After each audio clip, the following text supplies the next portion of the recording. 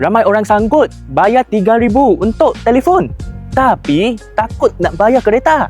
Kenapa? Jika ada kereta sendiri dengan anggaran RM20 sehari, anda nak tak? Ramai orang fikir beli kereta mesti mahal.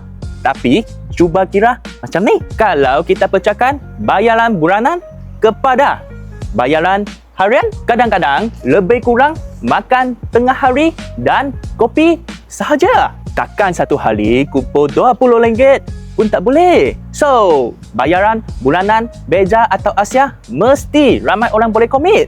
Sama dengan telefon, kita boleh guna setiap hari.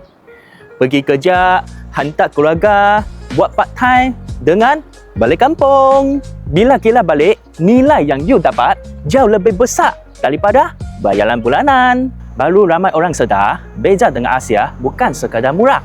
Beja dengan Asia memang berbaloi untuk dimiliki. Sama dengan Abang Song, saya bukan sekadar jual kereta, saya jual servis dengan kepercayaan. Kita jumpa lagi. Saya Abang Song.